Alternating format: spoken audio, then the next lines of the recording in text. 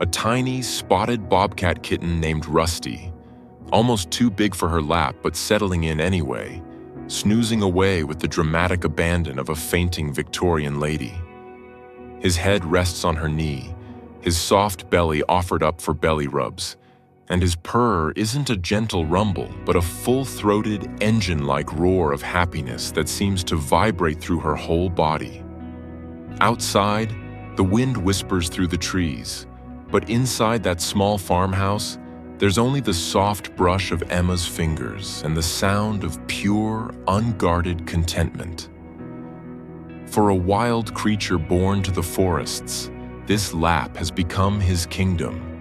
In this moment, he has everything he needs. But this is just the beginning of their story. What happens when the wild calls him back? Before we start, hit the like button and make sure to subscribe if you haven't, and hit that notification bell so that you won't miss any new stories. The air on that crisp April afternoon still carried the last stubborn chill of a Michigan winter. But the sun, hanging high and brilliant in a pale blue sky, promised that spring was finally winning the argument.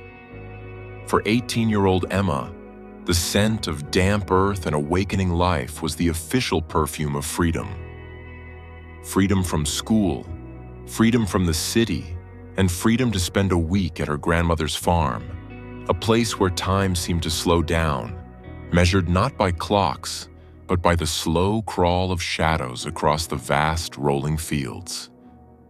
She was wandering behind the great sway-backed barn, its red paint faded to the color of a setting sun, when she heard it. It wasn't a bird's chirp or the rustle of a field mouse. It was a thin, reedy cry, almost too faint to be real, like a memory of a sound. Emma froze, her worn leather boots sinking slightly into the soft ground. She scanned the line of tangled weeds and last year's cattails that bordered the woods. Nothing. She took another step, and the sound came again. A desperate, wavering mewl that snagged at her heart. Parting a curtain of overgrown thistle, she saw him. He was a miserable little ball of fur, no bigger than her two fists pressed together. His coat, a beautiful pattern of tawny brown and dark, inky spots, was matted with mud and burrs. He was shivering violently, a tremor that shook his entire tiny frame. His eyes, a startling blue that wouldn't have looked out of place in a summer sky, were slitted against the bright light, and they were fixed on her with a look of pure, unadulterated terror. He tried to hiss, a sound that came out as a pathetic puff of air. Emma's breath caught in her throat. This was no barn cat. The ears were too long, tipped with delicate black tufts. The paws were enormous, comically oversized for his body, and his tail was a short, expressive stub. A bobcat. A wild, honest-to-goodness bobcat kitten. Her first thought was of his mother. She stood motionless for a long time, listening, her senses straining for the sound of a twig snap or the low growl of a protective parent. The woods remained silent, save for the whisper of the wind through the budding oak trees. The kitten cried again, a sound of profound loneliness that decided things for her. Protocol and common sense said to leave wildlife alone, but looking at this shivering, abandoned creature, protocol felt like a cold, distant concept. This wasn't a wild animal in its element. This was a baby dying in the weeds. With movements as slow and gentle as she could manage, she knelt. "Hey there, little guy," she whispered, her voice soft. "It's okay. I'm not going to hurt you." He flinched as her hand drew near, but he was too weak to move away. She scooped him up, her hands easily encompassing his small body. He was shockingly light, a fragile collection of bones and fluff. Tucking him inside her fleece-lined jacket, she felt the frantic, hummingbird beat of his heart against her own ribs. He went still, Whether from exhaustion or a flicker of trust, she couldn't tell. As she walked back toward the warm, welcoming light of her grandmother's kitchen, Emma had no idea that she had just appointed herself the reluctant and completely unqualified nurse to a tiny, striped orphan. Her grandmother, Rose, was standing at the sink, her hands submerged in soapy water. At 75, she had a face mapped with the fine lines of a life filled with laughter and hard work, and her eyes, the same warm brown as Emma's, missed nothing. She turned as Emma entered, a question forming on her lips that died the moment she saw the look on her granddaughter's face. "Well now," Rose said, drying her hands on her apron, "what have you got there, sweetheart?" Emma gently opened her jacket. The kitten blinked, looking even smaller and more pathetic in the bright kitchen. Rose let out a low whistle. "Oh my, a bobcat.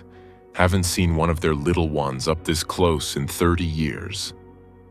There was no judgment in her voice, only a quiet, practical concern. Together, they fashioned a makeshift nest from a cardboard box and an old wool blanket, placing it near the gentle warmth of the wood stove. The first challenge was hydration and nourishment. Rose, who had raised everything from lambs to orphaned raccoons in her long life on the farm, knew that cow's milk would be a death sentence. "There's a feed store in town," she said, already reaching for her car keys. "They'll have kitten milk replacer. You stay here and keep him warm." While she was gone, Emma took a soft, damp cloth and began to gently clean the kitten's fur. He squirmed weakly at first, but as the warmth seeped into his chilled body and the gentle strokes soothed him, he began to relax. She worked meticulously, teasing out the burrs and wiping away the grime, revealing the stunning, intricate pattern of his coat. It was like polishing a hidden gem. By the time Rose returned with a can of KMR and a set of tiny bottles and droppers, the kitten looked less like a castaway and more like a miniature king. But getting him to eat was another battle. He turned his head away from the bottle's nipple, his wild instincts warring with his desperate hunger. Emma's heart ached with every refusal. She remembered reading somewhere that you had to be patient to make them feel safe. She settled into the old rocking chair, the kitten cradled in a towel on her lap. Instead of forcing the bottle, she just held him, humming a tuneless song her mother used to sing to her. After a quarter of an hour, she tried again, this time with a simple eyedropper. She squeezed a single drop of the warm milk onto his lips. His little pink tongue flickered out, tasting it. He wrinkled his nose. She squeezed another drop. He licked it away more deliberately this time. And then, a small miracle occurred. He began to suckle weakly at the tip of the dropper. Emma fed him drop by painstaking drop, a process that took the better part of an hour until his belly was round and full. He let out a tiny, contented burp, and Emma felt a surge of triumph so fierce it almost made her laugh. She gently wiped his whiskers with the corner of the towel. Exhausted, the kitten's eyes drifted shut. His paws, with their hidden needle-sharp claws, began to twitch and dance as if he were chasing invisible chipmunks in his dreams. Looking down at the sleeping creature, so fierce and so fragile, Emma felt a profound and slightly terrifying shift inside her. This wasn't just a rescue anymore. It was a promise. They decided to call him Rusty. The name seemed to fit the reddish, rust-colored undertones in his fur, a color that reminded Emma of the old, forgotten pieces of farm equipment that lay half-swallowed by the tall grass at the edge of the property. Things that were once useful and strong, and just needed a little care to find their purpose again. The first few days blurred into a cycle of 2-hour feedings, gentle cleanings, and long, quiet naps in the rocking chair. Rusty grew stronger with astonishing speed. His cries became more demanding, his movements more coordinated. He began to explore his cardboard box, batting at the folds of the blanket with his giant paws. And he began to purr. It wasn't the gentle, rhythmic rumble of a house cat. It was a deep, resonant vibration that seemed to start in his toes and buzz through his whole body. A sound as raw and untamed as he was. It was the sound of pure, unadulterated contentment, and he reserved it exclusively for Emma. By the end of the week, Emma's spring break was over, but the thought of leaving was impossible. She called her parents, explaining the situation with a torrent of words, her voice filled with a passion that surprised even herself. After a long conversation with Rose, who assured them Emma was being responsible, they reluctantly agreed she could stay on for a while longer, as long as she kept up with her schoolwork online. But a shadow hung over their peaceful routine. Both Emma and Rose knew that keeping him was not an option, and likely not legal. "He's a wild animal, Emma love," Rose said one evening as they watched Rusty ferociously attack a knotted-up sock. "He doesn't belong in a house. The greatest kindness we can show him is to prepare him to go back where he belongs." Emma's heart clenched at the words. She looked at Rusty, who, having vanquished the sock, now trotted over and tried to climb her leg, his tiny claws snagging in her jeans. How could she give him up? He was so small, so dependent. The world outside was full of predators, cars, and dangers he couldn't possibly comprehend. "I know, Grandma," she said, her voice thick. "I just... look at him. He wouldn't last a day." "He will if he's given the chance," Rose said gently. "But he needs experts. We have to call the Department of Natural Resources. It's the right thing to do." With a heavy heart and trembling fingers, Emma looked up the number. A man with a tired, gravelly voice answered. "DNR, Officer Miller speaking."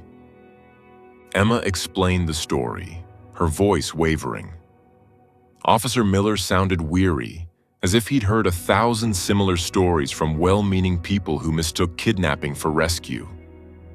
"Ma'am, you shouldn't have touched him. The mother was likely just out hunting," he said, his tone flat and official. "You need to bring the animal to our facility immediately. It's illegal to possess protected wildlife." Tears pricked at Emma's eyes. "But he was freezing. He was going to die. There was no mother. I waited and looked for hours." "That's what everyone says?" he sighed. "Look, just bring him in. We'll take it from there." At that exact moment, Rusty, who had finally succeeded in scaling the mountain of her leg, flopped onto her lap. He rolled onto his back, a furry spotted starfish, and began to purr. It wasn't his usual contented rumble. It was a full-throated, engine-like roar of happiness that vibrated up through Emma's whole body. It was so loud that she had to pull the phone away from her ear. "What in the world is that noise?" Officer Miller asked, his gruff tone replaced by genuine curiosity. It's him," Emma stammered. "He's purring." There was a long silence on the other end of the line. Emma could picture the man in his drab office, surrounded by paperwork, suddenly confronted with this undeniable, audible proof of life and affection. "He's purring that loudly?" he asked, a hint of wonder in his voice. "He does it all the time," Emma said, stroking Rusty's exposed, spotted belly. "Especially when he's on my lap." Another pause. "And you said you're at Rose Vance's place?" "Yes, she's my grandmother." "I'll be," Miller muttered, more to himself than to her. "I know Rose. Her late husband, George, used to report eagle sightings to us. Good people." He cleared his throat, his official tone returning, but with the hard edges sanded off. Listen, our rehab facility is overwhelmed right now. It's kitten and fawn season, and we're full to the rafters. It's not the best environment for a single fragile bobcat kitten. He hesitated for a moment longer. Rose's property is large and remote, and I happen to know she still maintains her old federal migratory bird rehabilitation permit, which makes things less complicated. Here's what I'm willing to do. I'll list you as a temporary foster sanctuary under my direct supervision. I'll bring you the proper food, a list of instructions, and a larger enclosure for when he's bigger. But you have to promise me one thing, young lady. You have to remember he is not a pet. Your job is to make him strong enough to leave you. Can you do that? Emma looked down at the snoring kitten, his belly rising and falling, his tufted ears lolling to the side. The thought of him leaving was a physical pain, but the thought of him thriving in the wild, free and strong, was a flicker of light. Yes, she whispered, her voice filled with a resolve she didn't know she possessed. I can do that. The agreement with Officer Miller transformed the farmhouse. It became an official, if unconventional, wildlife rehabilitation center. Miller was true to his word, arriving the next day with a truck full of supplies, bags of specialized food, a wire mesh enclosure for the porch that could be expanded as Rusty grew, and a binder thick with information on bobcat development. He was a kind man in person, with a gentle smile that didn't quite reach his tired eyes. He showed Emma how to begin weaning Rusty onto solid food, mixing a slurry of meat and formula that the kitten attacked with gusto. Life settled into a new, extraordinary routine. Every afternoon, after her online classes were done, was playtime. Rusty, now sleek and muscular, had outgrown the knotted sock and graduated to chasing peacock feathers that Emma tied to a string. He would stalk them with the deadly seriousness of a seasoned hunter, his backside wiggling before he launched himself through the air in a clumsy, acrobatic pounce that usually ended with him skidding across the polished wood floor. He was a furry, four-legged contradiction. One moment, he would be the epitome of wildness. His eyes locked on a sparrow outside the window, his body coiled like a spring. The next, he would hear Emma's voice and come trotting over, rubbing against her legs and demanding to be picked up. The afternoon nap became a sacred ritual. Emma would settle into the big armchair with a book, and without fail, Rusty would leap onto her lap, circle 3 times, and then flop down with the dramatic abandon of a fainting Victorian lady. His head would rest on her knee, his spotted belly would be offered up for scratches, and his snores, a rumbling growl that was, in fact, louder than Grandpa George's old John Deere tractor idling in the barn, would fill the quiet house. In those moments, scratching behind his tufted ears and feeling the weight of his utter trust, Emma would pretend he was just the world's tiniest, most exotic couch potato. She told him about her plans for college, her arguments with her friends, her secret fear that she didn't really know what she wanted to do with her life. He would just snore in response, the most comforting and non-judgmental friend she'd ever had. Grandma Rose watched it all with a wise, knowing smile.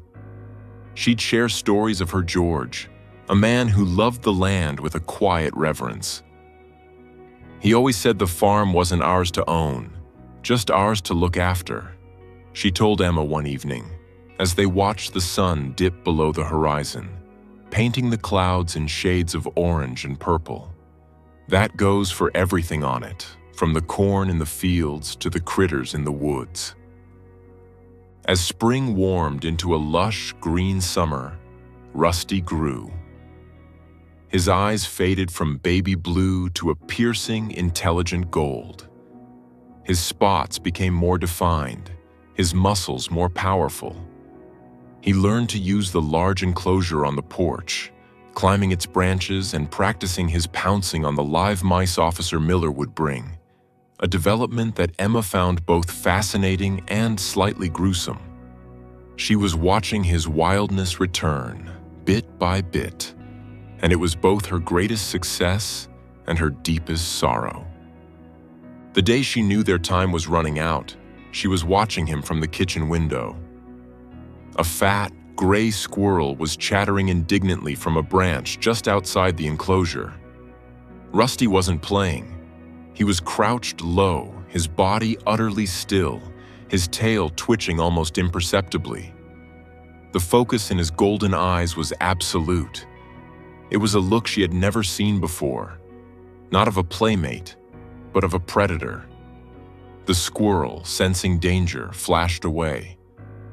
Rusty watched it go, a low growl of frustration rumbling in his chest. He looked back at the house, at Emma, and for a fleeting second, his gaze seemed distant, as if he were already looking past her and into the deep woods beyond. Officer Miller's visits became more frequent as summer began to fade into the golden hues of autumn. He'd stand with his hands on his hips, watching Rusty, and nod with satisfaction. "He's looking good, Emma," he said during one visit. "Strong, alert. He's got a good weight on him. Another month or so, and he'll be ready for the final stage at the main sanctuary. They have a massive, multi-acre enclosure there where he can learn to hunt for himself, with no human contact. It's the last step before release." Each word was a small, sharp stone pelting Emma's heart. She knew this was the goal. She had promised. But the reality of it, the impending silence in the house, the empty space on her lap, was a looming dread. The night before Miller was scheduled to take him, the air was cool and smelled of wood smoke and fallen leaves. Emma sat with Rusty on her lap for the last time. He was almost too big now, spilling over her knees, but he settled into his usual spot, his head tucked under her chin. His purr was a deep, soothing thrum against her chest. She buried her face in his soft, warm fur, a scent she knew she would never forget, and the tears she had been holding back finally came. They fell silently, soaking into his coat. "You have to be a good boy, Rusty," she whispered, her voice choked with emotion. "You have to be smart and strong. You have to watch out for the big animals and the fast cars. You have to be the king of the woods, okay?" He just purred, oblivious to the heartbreak in her voice. After a moment, he shifted, lifted his head, and gently licked a tear from her cheek with his rough, sandpapery tongue. It was a simple, instinctive gesture, but for Emma, it felt like a goodbye. The next morning was gray and overcast, matching her mood. Officer Miller arrived, his expression gentle and understanding. He set a large travel crate on the porch. The finality of it was suffocating. "It's time, Emma," he said softly. She nodded, unable to speak. She walked to the enclosure, her feet feeling like lead. Rusty trotted to the gate to meet her, rubbing against the wire mesh. She didn't cry. She had done her crying last night. Now was the time for strength. This was her final act of love for him, the hardest one. She opened the gate, and instead of having Miller coax him into the crate, she knelt down and called his name.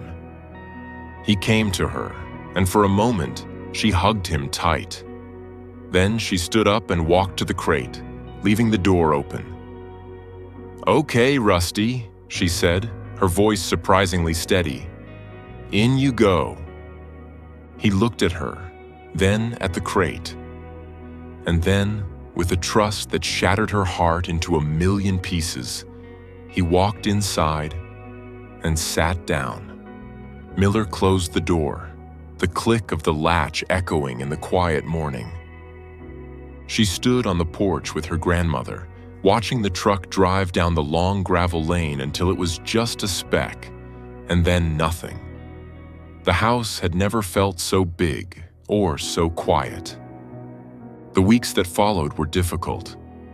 Emma threw herself into her studies and helped her grandmother prepare the farm for winter.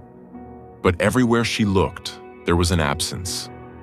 The empty rocking chair, the still, unattacked shoelaces, the profound silence where a deafening purr used to be. She began volunteering at the Maine Wildlife Sanctuary on weekends, needing to be around people who understood. She learned more about the complex, heartbreaking, and rewarding work of rehabilitation. She saw other animals on their journey back to the wild, and it gave her a sense of peace. One evening in late October, as a hunter's moon hung low and orange in the sky, Emma and Rose were sitting on the porch, wrapped in thick blankets and sipping hot cider. The air was cold and sharp. They didn't talk much, just watched the trees sway in the wind, their last remaining leaves rattling like paper. Then Rose stiffened, her gaze fixed on the edge of the woods where the fields began. "Emma, look." Emma followed her gaze. There, at the boundary between the tamed and the wild, stood a silhouette. It was a bobcat, larger than she remembered, but with the same confident posture. It was sleek, powerful, and perfectly at home in the encroaching twilight. It stood motionless for a long moment, its head raised, testing the air. Emma's heart hammered against her ribs. "Rusty," she whispered. As if he'd heard her, the bobcat turned its head and looked directly at the farmhouse. It didn't move closer. It didn't make a sound. It just looked, its golden eyes seeming to find hers across the distance. It wasn't the look of a pet longing for home. It was a look of acknowledgement, a silent, fleeting connection across two different worlds. Then, as silently as it had appeared, it turned and melted back into the shadows of the forest. The tears that came to Emma's eyes this time weren't of sadness, but of a deep, overflowing joy. He was okay. He was free. He was home. She looked at her grandmother, who was smiling, her own eyes glistening in the moonlight. Emma realized that the gaping hole in her heart didn't feel so empty anymore. It had been filled with something vast and warm. Saving one small, orphaned life had stretched her own heart wider than she'd ever imagined possible, making room for a love that knew when to hold on and when to let go. Sometimes, she thought, the greatest wildness you ever get to tame is your own capacity to love something enough to set it free. And that feeling, she knew, would keep her warmer than 1,000 blankets.